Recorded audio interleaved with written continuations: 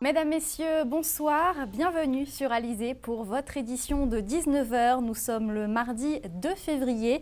Voici les titres qui seront développés dans notre journal. 5e rencontre aujourd'hui entre la direction de l'usine Gardel et les représentants des salariés. La plateforme comporte 14 points de négociation. Un tiers des entreprises guadeloupéennes se disent impactées par les algues sargasses. C'est le résultat d'une étude de la Chambre de commerce et d'industrie des îles Guadeloupe. Les enfants s'étaient donné rendez-vous cet après-midi dans les rues de Pointe-à-Pitre en costume de carnaval. Le journal, Aurélie Ronze. Mais avant de développer tous ces titres, on va commencer avec cet incendie qui s'est déclaré tôt ce matin à Pointe-à-Pitre, plus précisément dans le quartier de Bergevin. Les pompiers ont pu maîtriser le feu qui a entièrement détruit un entrepôt abandonné. Heureusement, plus de peur que de mal. Le reportage de Jacques Damprobe. C'est à 5 h ce matin que le feu a pris à Bergevin, dans ce quartier d'habitation de Pointe-à-Pitre. Venus des centres de secours des Abîmes et de Petit-Bourg, une vingtaine de sapeurs-pompiers sont arrivés très vite sur place. L'incendie s'est déclaré dans un bâtiment désaffecté. À notre arrivée, nous avons constaté qu'il s'agissait d'un ancien hangar de meubles de 1500 m² environ, complètement embrasé. Donc nous avons mobilisé sur cette intervention deux centres de secours, à savoir le centre de secours principal des Abîmes et le centre de secours de Petit-Bourg. Donc trois engins feu étaient sur l'intervention, ainsi qu'un VSAV et un véhicule de désincarcération, le tout armé de 25 hommes environ. Si le risque de propagation du sinistre au commerce et aux immeubles avoisinants a été écarté, l'intervention s'est avérée délicate pour les soldats du feu à cause du risque d'effondrement des murs. La difficulté que nous avons rencontrée consistait à pénétrer à l'intérieur du bâtiment, d'où la présence du véhicule de désincarcération. Après une intervention longue de 5 heures, les pompiers sont arrivés au bout de leur peine. Cet incendie pose tout de même le problème des bâtiments laissés à l'abandon dans des lieux de vie. L'actualité sociale à présent avec les NAO Cannes. Il s'agit des négociations annuelles obligatoires de la filière Cannes. 5e réunion aujourd'hui entre la direction de Gardel et les représentants de salariés pour évoquer notamment 14 points de négociation. On fait le point tout de suite avec Anne-Elisabeth Artsen. Pour la 5e fois, les représentants des salariés et la direction de l'usine Gardel se sont rencontrés ce mardi matin dans le cadre des négociations annuelles obligatoires internes. Pour le médiateur de ces NAO, les choses avancent. Nous sommes dans le cadre de la négociation qui avance petit à petit. L'augmentation proposée aujourd'hui est de 0,27% pour l'ensemble des salariés. Or, en face, cette proposition a du mal à passer puisqu'ils veulent une augmentation qui soit différenciée. Pour Martial Biram, représentant de salariés, il n'en est rien. Leur objectif, trouver rapidement un accord entre les deux parties. Pour avancer pas fait. Je dis là, il va proposer nous 0,27% qui est très loin de ça nous commander. Et nous avons rappelé que je dis là, nous avons 50 € de OM, ça veut dire le plus petit salaire jusqu'à un moyen au Q, et de OHQ à ETAM, nous commandons 3%. Ça veut dire que je dis là, si réellement qu'en négociation entamée, nous devons permettre nous là de dire que nous devons avancer. Mais pour pourquoi fait. Et nous devons tout comprendre aussi pourquoi il n'est pas fait. Parce qu'il faut savoir aussi que je dis là, nous sommes en récolte qui a venu pour l'instant, l'usine même effectivement pour parler, ni plein d'autres bitins qui sont ancrés dans le cadre de ça, qui a fait que je dis là, que pour nous parler et pour ne pas porter mon point de fait. Donc je dis là, c'est de faire en sorte d'attraper un compromis assez rapidement. Premier bitin. Deuxième bitin, nous avons qu'il y a l'année passée, que nous ne pouvons pas tout prendre d'accord, c'est toujours un désaccord. Et nous avons dit que l'année à ça, il n'est pas question pour nous de encore tomber à son désaccord. Et c'est pour ça que nous passions et nous prenons toutes les dispositions qu'il y a à prendre pour faire en sorte que nous arrivions en pourtant accord l'année à ça. Le cahier de revendication des salariés de l'usine Gardel comporte 14 points. Selon leurs représentants, les négociations concernant les 13 autres points ne pourront être entamées que lorsque le point concernant leur salaire sera réglé. Une prochaine réunion entre les deux parties est d'ores et déjà programmée pour le 5 février 9 h. Politique à présent avec le président de région Harry Chalus qui a interpellé le gouvernement aujourd'hui lors de la séance de questions consacrée à l'économie bleue. Un plan pêche permet de soutenir 160 pêcheurs guadeloupéens confrontés à plusieurs formes de pollution. Mais Harry Chalus a souhaité attirer l'attention sur la situation des matelots. C'est le secrétaire d'État chargé des transports de la mer et de la pêche Alain Vidalis qui a répondu. On écoute. Je salue l'action du ministre de l'Outre-mer qui a su répondre à l'attente exprimée par ces professionnels en définissant avec nous ce plan global qui se met en place en Guadeloupe. Mais je tiens à attirer l'attention sur la situation des matelots qui n'ont pas encore trouvé leur place dans ce plan.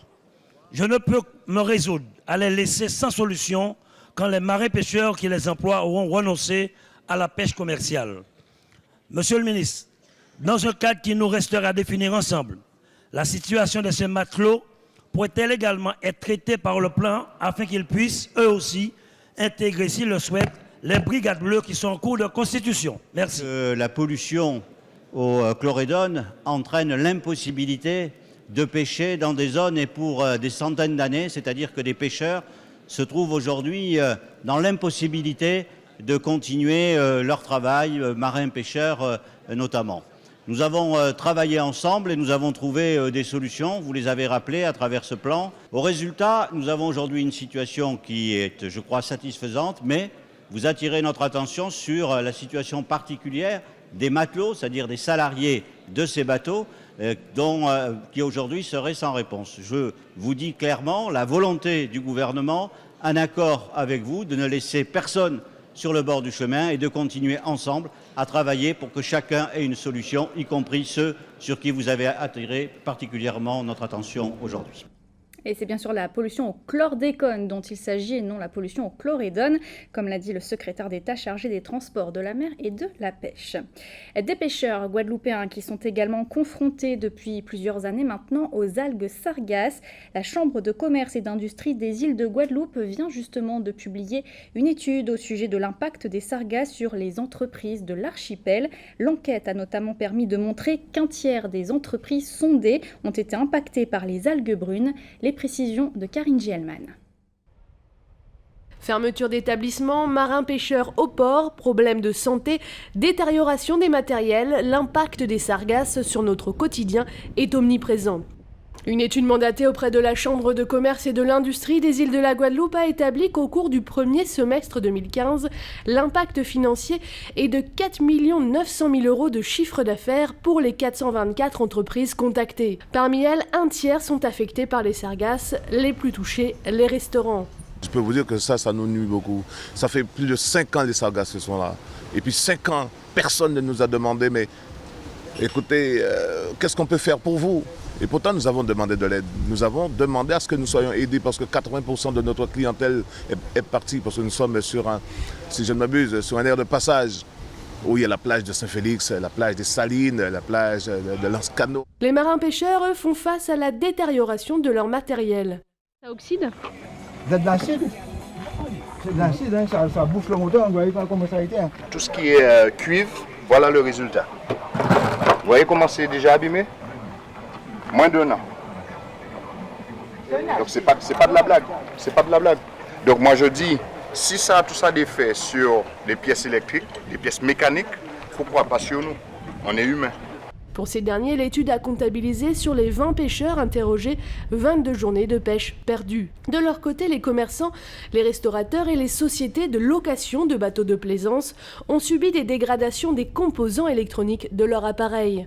Principal point négatif de l'impact des sargasses, la fermeture temporaire de 12 restaurants, de 2 sociétés de plongée sous-marine, un gîte, un hôtel, dont 2 licenciements. Autre bémol, l'annulation des réservations dans l'hôtellerie. Cette étude a également permis de souligner que 16% des personnes enquêtées ont contracté une assurance afin de se prémunir contre les risques attachés à leur activité et que 8 chefs d'entreprise sur 10 ont déclaré n'avoir aucun contrat d'assurance. Pour l'heure, pour pallier toutes ces nuisances, un appel à projet a été lancé afin de réutiliser les sargasses à d'autres fins. Santé face au virus du Zika, le préfet Jacques Billan a réuni aujourd'hui le comité de suivi mis en place dans le cadre du programme de surveillance et de lutte contre le virus. De son côté, l'Agence régionale de santé vient d'éditer un guide intitulé « 42 questions, 42 réponses pour tout savoir et tout comprendre sur le virus Zika. On y apprend notamment comment se manifeste la maladie, les personnes à risque, ainsi que des conseils pratiques pour réduire notamment la présence des moustiques. Un guide consultable sur le site internet de l'ARS Guadeloupe et qui sera également distribué. Par ailleurs, aujourd'hui, des autorités sanitaires du Texas ont fait part d'un cas de transmission par contact sexuel du virus Zika. Le Zika qui sévit notamment au Brésil et qui pourrait bien avoir un impact sur les prochains Jeux Olympiques. Il en sera question dans notre tour d'actualité dans notre grande région de la Caraïbe. Nous irons également ce soir au Guatemala et au Honduras. Voici la Minute Caraïbe. Brésil, Zika menace les JO. Le gouvernement brésilien vient de déconseiller aux femmes enceintes de se rendre aux Jeux Olympiques prévus en août au Brésil en raison des risques pour les fœtus liés au virus Zika. Le chef de cabinet du gouvernement brésilien, Jacques Wagner, a précisé ne vouloir prendre aucun risque après la décision de l'OMS de classer urgence de santé publique de portée mondiale l'épidémie du virus Zika. De son côté, le maire de Rio de Janeiro, M. Paes, informe sur l'ensemble des médias que les JO auront bien lieu. Il précise que le mois d'août au Brésil est en hiver, saison sans moustiques dans la ville brésilienne à cause des basses températures. Le maire de Rio ajoute que le conseil municipal travaille actuellement sur un plan intensif de fumigation pour les bâtiments, les stades et les logements olympiques. Guatemala, $1 million disparus. Près d'$1 million de fonds alloués par la Fédération internationale de football à la Fédération guatémaltèque de football l'an dernier ont vraisemblablement disparu selon un audit interne. En 2015, la Fédération guatémaltèque de football a reçu $1 100 000 de la FIFA en 9 versements effectués de février à octobre, selon un document signé par le comptable de la fédération. Le budget de cette fédération présenté l'an dernier se montait à $1 500 000, mais n'englobait qu'environ $250 000 de fonds provenant de la FIFA. Le restant des 9 versements aurait tout simplement disparu. Plus de 60 000 Honduriens ont été assassinés au cours des 14 dernières années dans ce pays de 8 millions d'habitants, devenu l'un des principaux points de passage de la cocaïne sud-américaine vers le marché nord-américain. Au règlement de compte des narcos s'est ajoutée l'ultra-violence des gangs, la corruption, l'impunité et le machisme ont accéléré la spirale de la violence. L'assassinat de l'ex-Miss Honduras en novembre 2014 et de sa sœur, Sofia, avait créé un vif émoi dans le pays en proie à l'impunité. Une femme est assassinée toutes les 14 heures au Honduras et 98% des féminicides sont impunis selon le mouvement des femmes pour la paix, une ONG locale. Depuis le coup d'État qui a renversé le président Manuel Zelaya en juin 2009, les assassinats d'avocats, de journalistes, de syndicalistes et de défenseurs des droits de l'homme se sont multipliés. Élu en novembre 2013, le président Juan Orlando Hernández avait annoncé un renforcement de la politique de main de fer et une militarisation de la police pour tenter de faire reculer la criminalité. 3 ans plus tard, la criminalité bat des records dans le pays et le président vient de reconnaître un détournement massif de fonds de la sécurité sociale pour financer son parti. Allez, retour en Guadeloupe avec cet échange culturel qui s'est déroulé aujourd'hui à Petit-Bourg. L'association guadeloupéenne Locola a invité l'association Imevad des Deux-Sèvres en métropole pour un moment de partage. Un circuit touristique a été organisé avec notamment la présentation du quadrille cet après-midi. Le reportage de Jacques Damprobe. C'est la rencontre de gens du terroir pour un échange de bons procédés. Les uns sont de Petit-Bourg, les autres viennent de Saint-Denis-Chandonnier dans les Deux-Sèvres. Pendant 10 jours, il y aura bien sûr les incontournables circuits touristiques et bains de mer, mais pas seulement. Car c'est aussi et surtout un rapprochement culturel. Et rien de mieux que quelques pas de quadrille pour faire corps avec le pays Guadeloupe. Le quadrille, une danse européenne rapportée par les colons, fut mise à leur sauce par les descendants d'esclaves. Alors c'est un échange que l'on fait depuis plusieurs années. Le principe c'est de recevoir nos amis et ensuite d'aller chez eux. Tout ça dans le cadre d'un échange culturel via le pays, c'est-à-dire la mer, la rivière, les airs, la nourriture et surtout les personnes qui composent ce pays. L'accent a été porté sur les plantes médicinales aujourd'hui, sur les coutumes, traditions à Guadeloupe. Et puis on a visité également le musée de l'esclavage Donc. Et voilà, donc c'était placé un peu sous le signe de la culture et des connaissances, effectivement, en plus des moments festifs. Voilà. En ces temps de haine et de guerre à travers le monde, exemplaire, la Guadeloupe demeure une terre d'accueil, de fraternité et d'amitié. Les visiteurs des Deux-Sèvres pourront le confirmer à corps et à cri. Et place au carnaval à présent. Cet après-midi, dans les rues de Pointe-à-Pitre, ce sont les enfants qui ont défilé, un défilé haut en couleur auquel s'est invitée notre journaliste Karine Gielman.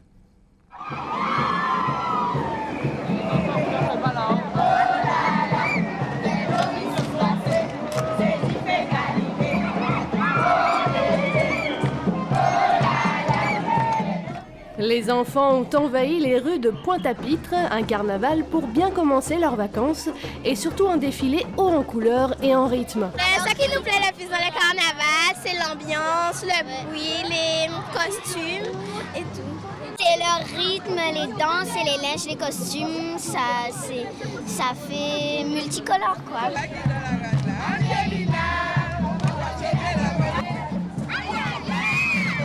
En tout cas, les enfants sont fiers de leur parade. Il y a du mouvement et il y a du rythme. On danse. Il y a du rythme, on danse. On danse plus que dans le carnaval des grands? Oui. Oui. Beaucoup plus. Un peu. Toi, tu trouves pas? Non, parce que dans les groupes, il y a plus de gens. Et comme les jeunes sont grands, ils ont le droit de faire ce qu'ils veulent. Et ce qui est bien, c'est que lorsque les grands dansent, il y a du rythme. Et en plus de ça, le soir, quand c'est tous les groupes qui passent, non seulement il y en a plus, mais aussi il y a beaucoup plus de spectateurs. Et là, il y a Et parce que aussi les petits, eux, ils ont plus de rythme, ils bougent plus que les grands. Et parce que eux aussi, les grands, ils font que du n'importe quoi quand ils dansent, ils mettent des trucs mini, tu vois. Donc les petits, c'est bien. Oui, c'est beaucoup mieux. De fins connaisseurs donc qui ont beaucoup à dire sur le carnaval. Les jours gras c'est super madame, les jours gras on s'amuse, c'est bien, mais après quand ça se finit c'est très déçu. Le carnaval, événement auquel dès le plus jeune âge on peut participer.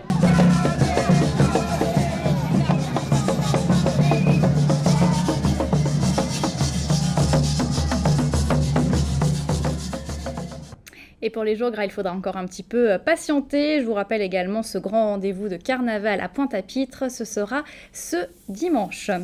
Le temps qu'il fera dans notre département demain matin, le soleil sera de la partie, un soleil qui pourrait tout de même être rejoint comme aujourd'hui par quelques gouttes de pluie. Les températures afficheront dans la matinée entre 24 et 26 degrés. C'était le journal de la rédaction. Merci de votre fidélité. Dans quelques instants, votre rendez-vous sportif quotidien Minute Sport. Minute Sport qui a d'ailleurs désormais sa propre page Facebook. On vous invite bien sûr à y faire un tour. Vous retrouverez ensuite le journal de TF1 et un épisode de Joséphine Ange Gardien. Pour ma part, je vous donne rendez-vous demain à 12h30 pour toute l'actualité locale et régionale. Excellente soirée sur Alizé.